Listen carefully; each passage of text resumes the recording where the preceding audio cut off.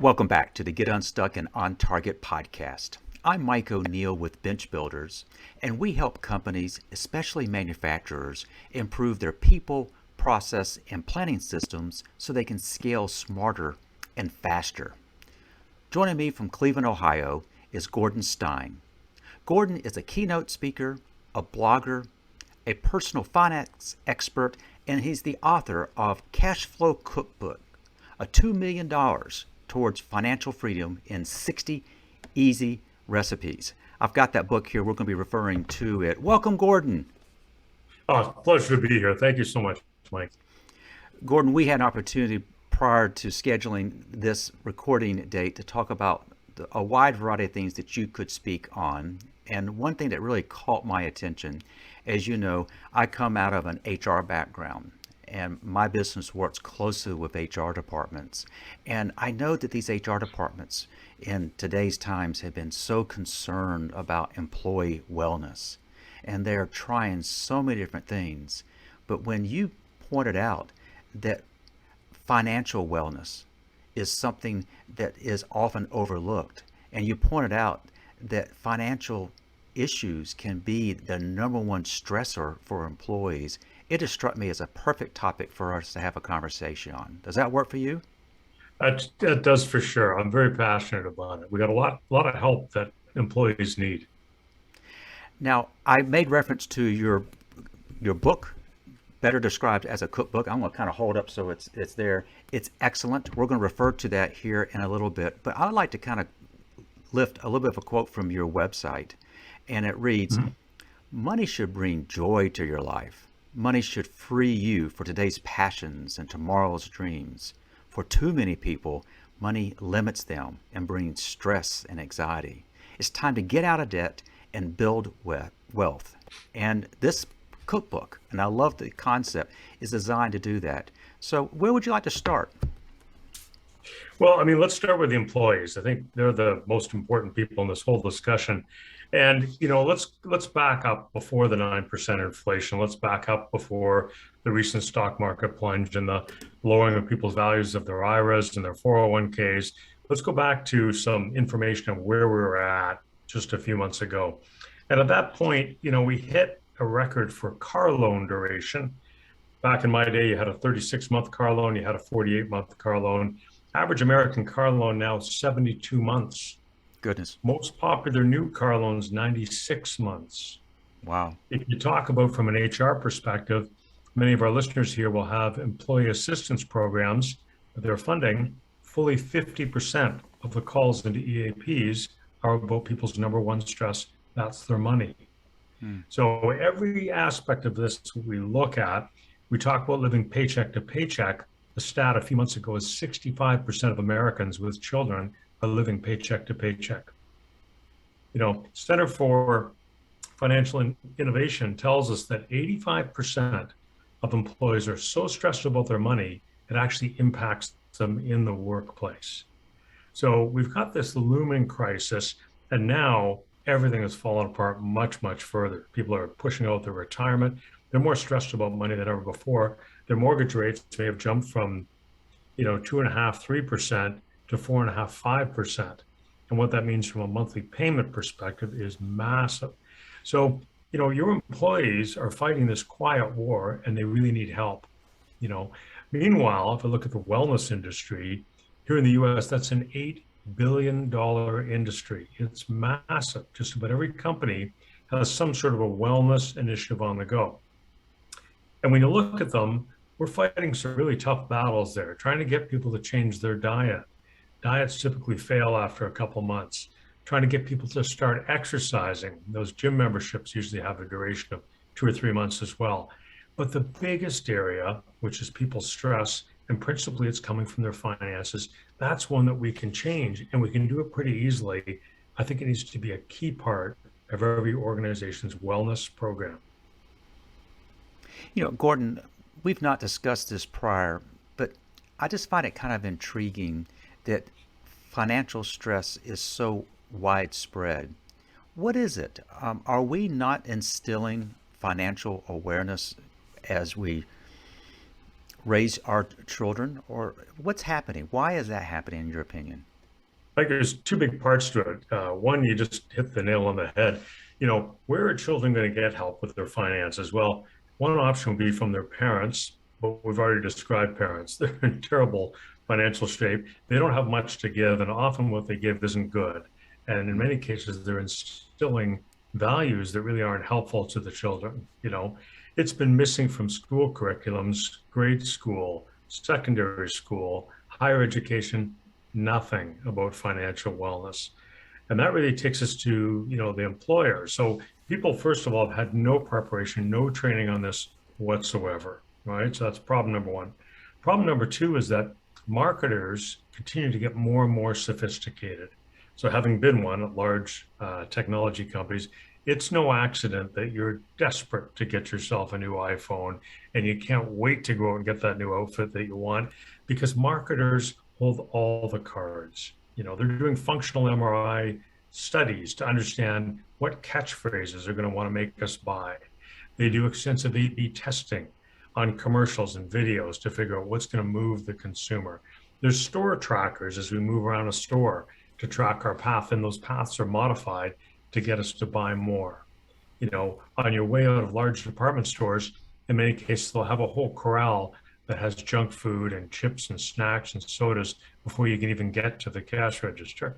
So, but as humans, we've got, millions of years of genetics that haven't adapted. We're running the same way. So the marketers hold all the playbooks. We've not gotten any sharper as consumers. It's a losing war. And so people are really stuck. So they feel this need and this demand, and they tend to spend right up to this point on their paycheck. And in many cases, they're spending up here somewhere. We need to help them. I know you as an author. I know you as a speaker. In what ways do you help employers with this? Well, what I do is I speak professionally and I speak full time. And a lot of those talks are to employees, helping them with their financial wellness. And it's surprisingly simple. Often I title my keynote 0 to 1 million in 60 minutes, which is an audacious promise to show companies' employees how to add $1 million of wealth in a 60-minute talk, and I deliver it. And it's really that simple. So when I wrote Cash Flow Cookbook, and I just rewrote the US edition, just launched it very recently. And in the book, I talk about how to add wealth and how to free up cash flow with minimal effort and minimal sacrifice. So traditional thinking says, hey, you have to give up things. You have to do careful budgeting. You have to save 10% of what you earn. And I don't, those things are true, but I don't know what could possibly be a bigger downer for people. Nobody wants to give up things that they love. And if you say to your spouse, hey, this weekend, let's set aside the weekend and do some careful, detailed budgeting, you're going to need marriage help. So, I think we can look at it much differently. And in Cash Flow Cookbook, the whole premise of the book was I show people how to free up to $13,000 monthly, reducing their expenses by up to $13,000 monthly, and typically doing it with minimal effort and minimal sacrifice. And if we can do that for people, we can lower this financial spend level. Now we free up some money for debt repayment. We free up some money for incremental investment. Get people to, and get your employees to a place of financial freedom. And when we do that, they can start now to climb up the Maslow's hierarchy. They can do meaningful work at their companies. They can get re-engaged with their families, re-engage with their friends, with their hobbies, with their work and with their passion. And I think we owe that to our employees. So that's how I like to help. I can see that come through loud and clear. What also kind of drew me to this conversation is on the surface, it's simple. And that is you're budgeting, people's eyes glaze over, sacrificing. People don't want to sacrifice. And what you offer in your book and in your talks are just some real practical ways. You mentioned that you have a talk that lasts 60 minutes, and you promised that you could put $1 million. Why don't we just take a few minutes? Could you give us kind of the highlights of what that would sound like so people get an idea of kind of where this would go? Yeah, so when I do talks, I talk for a little bit about the state of personal finances, which is really quite bad. And that's a comfort to people because they start to say, geez, it really is that. But all my neighbors are in the same boat. Hmm. There's no need to feel guilty or anxious about your finances. All financial situations can be drastically improved. And I believe that a great place to start, there's lots of bad cooking puns in cash flow cookbook, so be forewarned. So I talk about broiling a bill. And every bill that we have, people typically have about a dozen or so recurring monthly bills. There's all the other things that we spend money on. I took 2 years and researched the very best personal finance hacks. So easy ways to free up cash without giving anything up. Now, let me stress, Mike, that these are things that you or I would do. Okay. I'm not saying make your own cleaning products. I don't want anyone driving around to 6 grocery stores to save on their vegetables or whatever the case would be. There's no coupon clipping. This is just doing things much smarter. And when we do that, we free up cash. And then right away, we want to take that cash flow and do something productive with it. Increase our contributions to our 401k or our Roth IRA. Let's get some debt paid down. And when we start to do that, these habits start to multiply. People start to see the impact on their wealth. You see that wealth growing, and that gives them options, that gives them choices. Sometimes people say, well, I don't really care about money. I don't want to buy a Ferrari. I don't think they can buy a Ferrari if they want to buy a Ferrari, but hey, maybe they want to give more money to their church or to a charity. Maybe they want to take a family sabbatical for a year and really get to know each other as a family. Maybe they want to retire early. They want to work in a family business that might pay less than their current job, but they're more passionate about it. So I want everyone to get that much freer. But to your point, let's talk a bit about some simple examples. Please. Let me start with one. As a personal example, I just kind of stumbled into it. This is the kind of thing that's in Cashflow Cookbook. So recently I got prescribed a cholesterol drug, pretty common, Crestor, probably the most popular drug in America, to lower my cholesterol levels. And, when we get a prescription in hand from our doctor, we're thinking about one thing. Where do I go to get this filled? Hmm. And inevitably, there's a drugstore probably in the ground floor of your doctor's office or really close by. They're not stupid. So we head in there with our prescription, as I did. So, I was waiting for it to get filled, and then I went to pick it up. And, how much is it? $107 a month. Hmm. Now, that's not a massive number, but this is a drug that apparently I need to take for the rest of my life. So $107 over the next 30 or 40 years is pretty material. So I just said to the pharmacist, I said, this is a little pricey, 107. And she said, oh, why don't you get one of our drug cards? Because then the price drops to $63 a month. I'm thinking to myself, we're going from 107 to 63, pretty dramatic. How much is the drug card? It's $20 a year. So quick math, I'm going to save $500 with a $20 drug card. This is a bit of a no-brainer. So I said, yeah, sign me up. Quite pleased with myself, right? Quick conversation, freed up $480 a year. I was out for dinner with my brother-in-law, and I was telling him the story, and I was, kind of pleased with myself, And he said, no. He says, you want to go to one of the online pharmacies, much cheaper. Gave me the name of the one he was using. So I went on to this site, typed in my prescription and the dosage and everything. Turns out I can get it for $13 a month by joining this online pharmacy. So I thought, she said, we've gone from 107 to 63 to 13. As a business person, we're probably not done. So did a little bit more online shopping.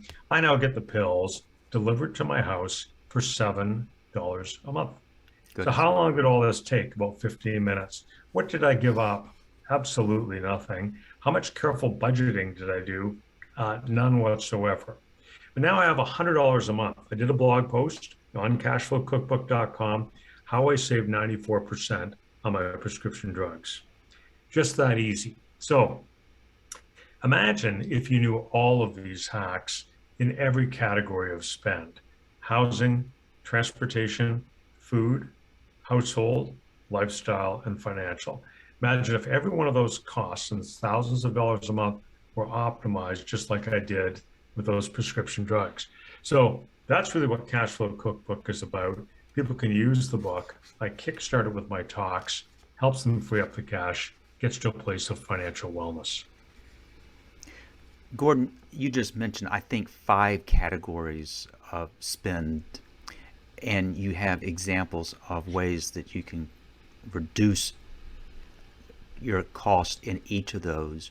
Which Mhm. of the 5 amount for the biggest percentage of one's their pay or income?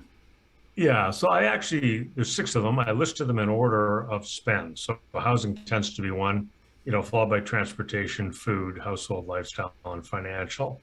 Um, and some are more material than others. The book sets a minimum of $25 a month, but many of them are worth $200, $300, $400 a month. And they're really interesting. Some are about conserving. So if we can find ways to conserve on electricity and gas in the home and some of those kinds of things.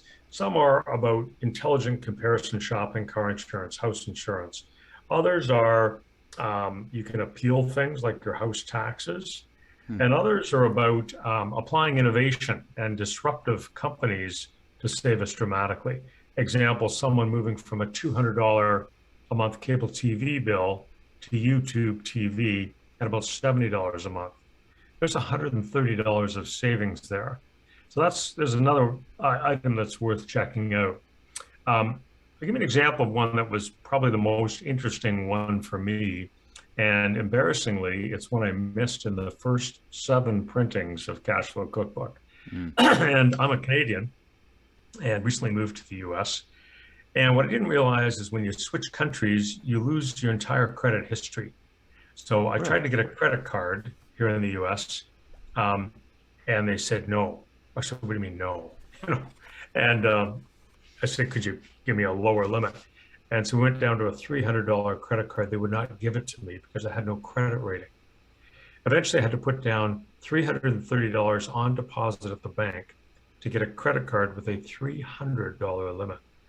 So that got me interested in credit scores, which was a good thing because I never really had thought much about it. I assumed I had a good credit card, a good credit rating. I had lots of credit cards, but most people don't know their credit score. They don't look into it. They don't know the number. And here's the shocking part. Many, many, many credit scores have errors in them in the credit reports. Mm. So you may have a much more inferior credit score than you think you do. And here's why you care.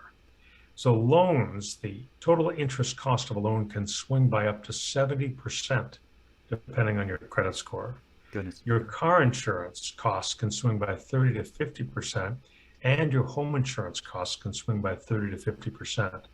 So it's entirely possible that you could have 2 people, let's think of them as twins with identical everything, and one is spending $1,000 more on loan interest, car insurance, and home insurance than his peer.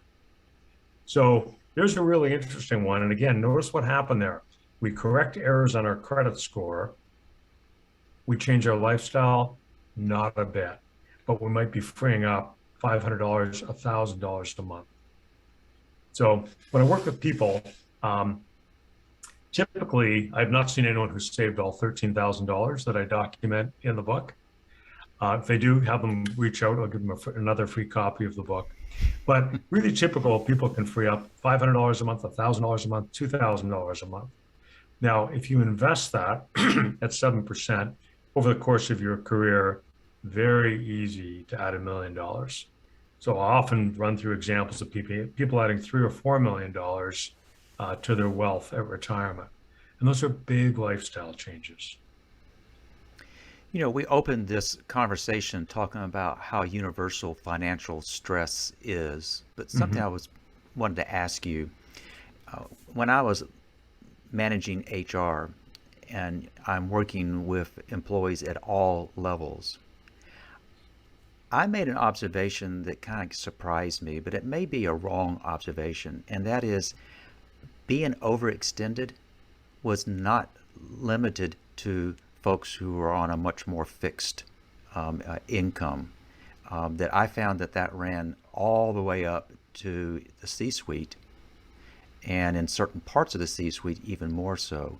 Meaning, this is not an income issue. This is a lifestyle and the like issue. But did I read that right? I see it all the time. You need look no further than Hollywood. People like Nicolas Cage, with incomes that we couldn't even dream of, broke. Mike Tyson broke. There was an interesting case of a janitor, I think it was in Maine, and he was single. He was a janitor. That's all he ever did. He died and left an estate of $8 million. Mm. Spending wisely, investing in blue chip long-term stocks, left behind $8 million. And here we have Nicolas Cage without a penny. So there's no question this goes across all income levels.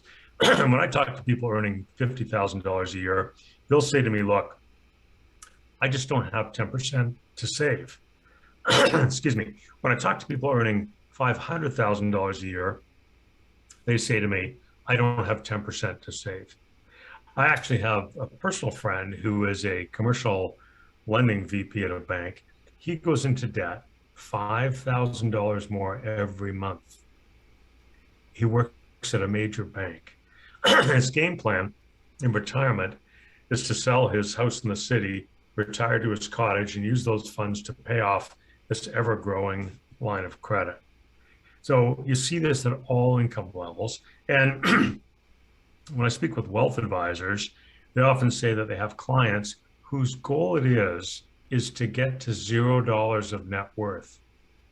And I'm talking about people with considerable earning because, you know, they need the sports cars and of course the cottage and the private clubs and the nannies. It's not hard to spend that $300,000, $400,000, $600,000 a year. But what does that really mean?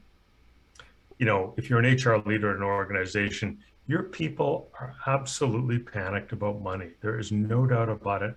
It's an all-consuming stress. And I think it's one of the most important things we can do is to help them with that. I just think it's critical.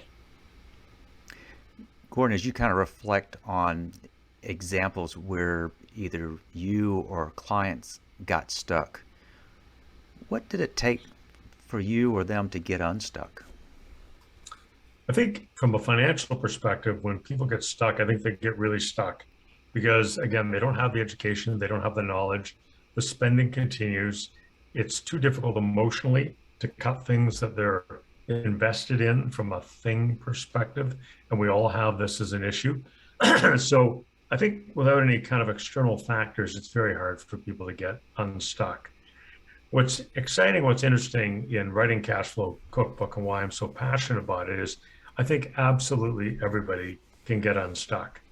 There was a gentleman who reached out to me from the Midwest. I think it was in Kansas. And he said, look, sent me an email. I think he'd seen me on a podcast. And he said, look, maybe you can help.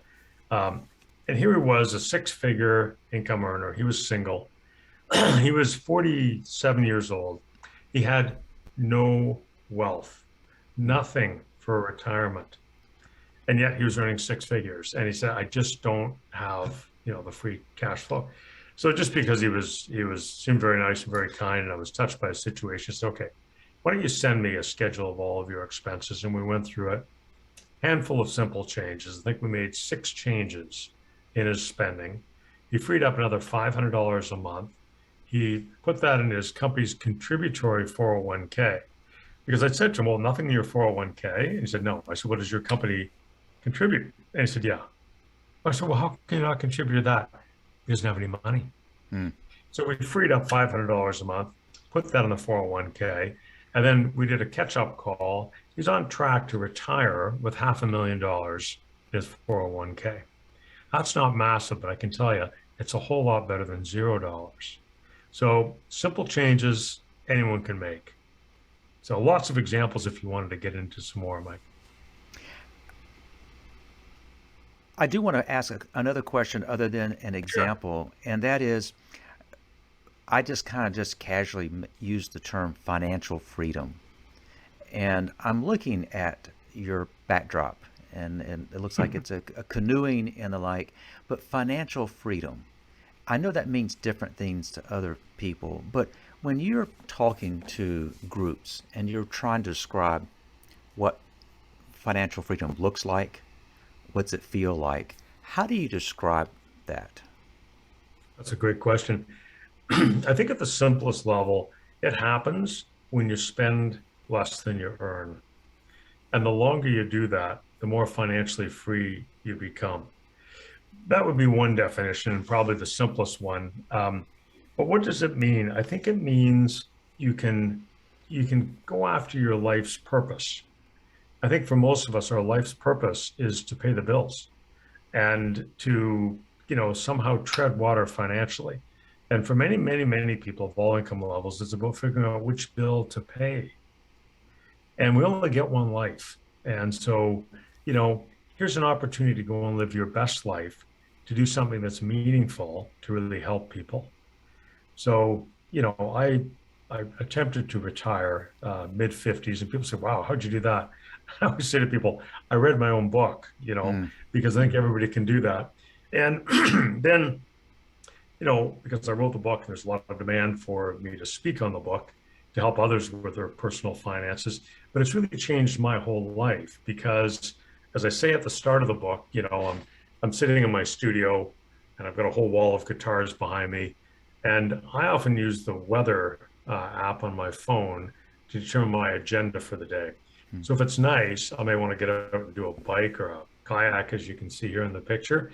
And if it's rainy, I might grab one of my guitars off the wall and play my guitar. Then my lead vocalist slash wife will come in, and we'll have some fun and do a jam for a while. And then, when I'm working, which is usually when it's rainy, I'm working on talks, or I'm out delivering talks, and I'm helping people. And I think about how far, that has taken me from working in the corporate world, where many of us are working on things we're really not passionate about, you know? So if we can find our career and our job, could be with an employer, could be on their own, doing something they're interested in, they're passionate about, helping other people, building a great organization, growing our employees, those things get us to this great state of freedom. But you want to be there where you're not sweating the finances. It lets us move up that Maslow's pyramid. Thank you for clarification. I want to come back Mhm. to the cash flow cookbook for a moment. I do believe I have the latest US version, and as I have read through it, I've not had the time to read through it cover to cover like I intend to, but as I was reading through this, I got this last week. What I love about this is it's very digestible, if you allow me to use that term, it being a cookbook. But you spend about 2 pages max on a category, and so I could and you got them broken down by those different categories. But what I would say is that it's not intimidating at all to read. You look at it and you kind of go, that's common sense. I can do that. And you shared both in the book and what you mentioned earlier, it doesn't take a lot. If you were to adopt 5 or 6 of these things, it can make a huge difference. Gordon, you shared in our prior conversation a little bit about how this has kind of enlightened a sense of passion in you. And that is, you're Mhm. not necessarily selling cash flow cookbooks because you need the money. Maybe I shouldn't say it that way, but that's kind of how I took it. Um, Right. but but you're doing this, and it's bringing you in contact with individuals and with groups, and you're changing lives. That has to be Mhm. gratifying. You know what? It really is. It really is fantastic. And I think it's really important for people, if they're working at companies or they've got their own business, to be really passionate about what they do and get involved in it and really try and make a difference. And, when I get people speaking with me after I do a talk at a company, an employee session, and people say, "Wow, I had no idea I could make these changes." And I love your notion of getting unstuck, because that's what it is. So if you made a simple change, maybe you're spending $100 or $200 a month on, prescription drugs, as we talked about. There's ways to save on every category of spend, simple changes anyone can make. And then, you know what? They get to this point of being free. They get unstuck in their finances. And let's now move on to something like our family or our employees or helping our community or, doing something you're passionate about, playing music, whatever it is, but we can all get to a better place than being stuck on our finances. Gordon, you have given us some great examples in which practically you can get unstuck. I appreciate you sharing these with us today. If folks want to learn more or reach out to you, what's the best way for them to do that? They can take a look at my website, which is cashflowcookbook.com. So I've got about 60 blog posts up there. I set them aside while I was writing the latest edition, so I can get rolling on that again. They can subscribe to my blogs. I don't sell their names anywhere, their email addresses. You get a blog post a week or so. Just different ideas to help with your finances. So there's lots more content and information on cashflowcookbook.com. If they want to get a copy of the book, there's a Canadian edition and a US edition up on Amazon. So there's a simple way. It's available as a paperback or as a Kindle edition. So, awfully low cost price point. People say, what's the best investment? I say education and learning. So here's a great place to get started with your finances. For employers, if they're interested in having me come and speak to their employees, I absolutely do that with great passion. And I do both virtual and live and even hybrid sessions. So do that all across the United States and Canada. There's a speaking section on my website, cashflowcookbook.com. They can check that out or reach out and book some time with me. And those are the main ways. There's social media. I'm usually at Cashflow Cookbook, other than Twitter, who was a little stingy with the letters. So it's at CashflowCookBK, missing the final two O's. But yeah, and love to connect. You can figure out how to reach me directly from my website. If you've got questions or ideas, love to hear from you, and love to connect with people.